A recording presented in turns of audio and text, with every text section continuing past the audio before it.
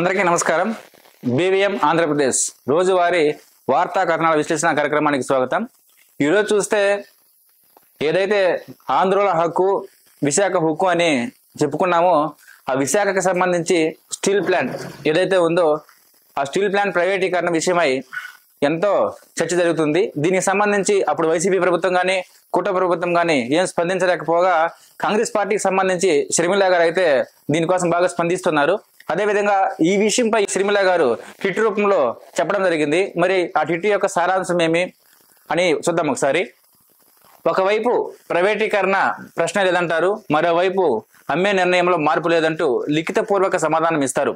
విశాఖ హక్కుపై కేంద్ర ప్రభుత్వం అనేది 2 నాలుకల ధోరణి.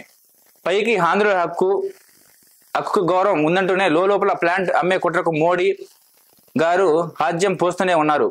రూపాయలు 11,000 కోట్ల ప్యాకేజీ ఇచ్చామంటూనే లోపల ప్లాంట్ ప్రాణం తీస్తున్నారు. విశాఖ స్టీల్ పై మోడీ గారి ఫార్ములా సైలెంట్ కిల్లింగ్. కూటమి ప్రభుత్వం అనేది పచ్చి మోసం.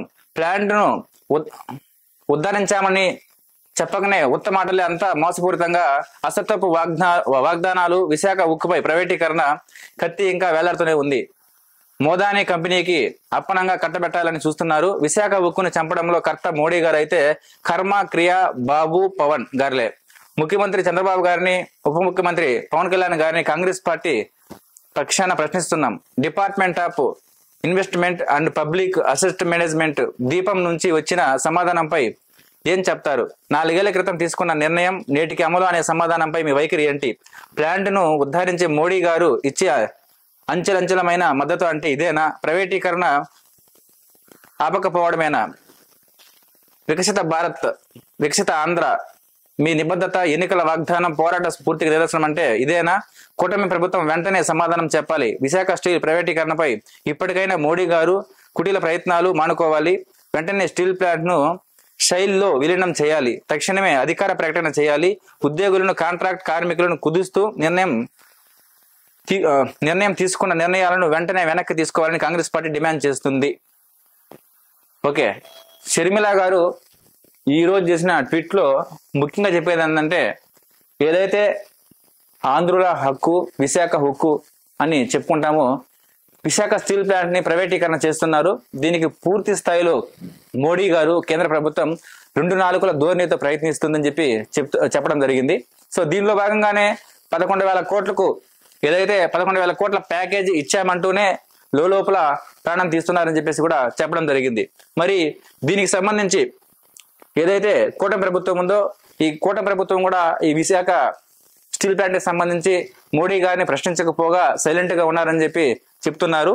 సో దానిలో భాగంగానే చెప్పిన వాగ్దానాలన్నీ అసత్యపు వాగ్దానాలు తీసుకునేసి ఎందుకు సైలెంట్ గా ఉన్నారు? ముఖ్యమంత్రి చంద్రబాబు గారు, మళ్ళీ డిప్యూటీ సీఎం పవన్ కళ్యాణ్ గారు దీనిపైన మీరు వెంటనే స్పందించాలని చెప్పేసి కూడా ఆమె ట్విట్టర్ రూపంలో చెప్పారు.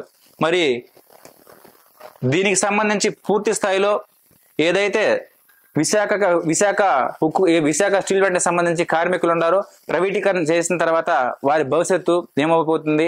మన ఆంధ్రుల హక్కుగా భావించే విశాఖని ప్రైవేటీకరణ చేసేస్తే మరి ఉన్నటువంటి మన ఆంధ్రాకు ఉన్నటువంటి ఈ ప్లాంట్ కూడా పక్కదారి పట్టేస్తే రాబోయే రోజుల్లో ఇంకా పూర్తి స్థాయిలో ఆంధ్రప్రదేశ్ డెవలప్మెంట్ కి దోహదపడదని చెప్పేసి కూడా ట్వీట్ రూపంలో చెప్పారు. మరి ఇప్పటికైనా విశాఖ స్టీల్ ప్రైవేటీకరణ పై మోడీ గారు ఆ ప్రయత్నాన్ని వెనక్కి తీసుకోవాలని చెప్పేసి ఈ ఏదైతే స్టీల్ ప్లాంట్ ఉందో దీన్ని శైలిలో కలపాలని చెప్పేసి కూడా చెప్పడం జరిగింది. మరి దీనికి సంబంధించి కూడా ఒక జీవో కాపీని కూడా పెట్టడం జరిగింది. అంటే ఇప్పటి వరకు ఏదైతే గడిచిన ప్రభుత్వం వైసీపీ ప్రభుత్వం ఉందో, వైసీపీ ప్రభుత్వం కావచ్చు, ఇప్పుడున్న కూటమి ప్రభుత్వం కావచ్చు, పూర్తిగా కేంద్ర ప్రభుత్వం అండలోనే నడుచుకుంటా కేంద్ర ప్రభుత్వం ఏదైతే చెప్తే దానికి ఓకే చేసుకుంటా ముందుకెళ్తున్నారో తప్ప వేరే ఉద్దేశం లేదని చెప్పేసి ఈ ట్విట్ రూపంలో మనము అర్థం చేసుకోవచ్చు. షర్మిల గారు ఇదివరకునే ఈ విశాఖకి సంబంధించి ప్రైవేటీకరణ చేస్తారంటే కార్మికులకు మద్దతుగా అక్కడికి వెళ్ళి పూర్తి స్థాయిలో కార్మికులకి ఏదైతే విశాఖ స్టీల్ ప్లాంట్ పనిచేస్తున్న కార్మికులను తీసేసినారో వాళ్ళు మళ్ళా రీజాయినింగ్ చేసుకోకపోతే వారి కోసం నేను నిరాహార దీక్ష చేస్తానని చెప్పి కూడా చెప్పడం జరిగింది వైసీపీ ప్రభుత్వంలో.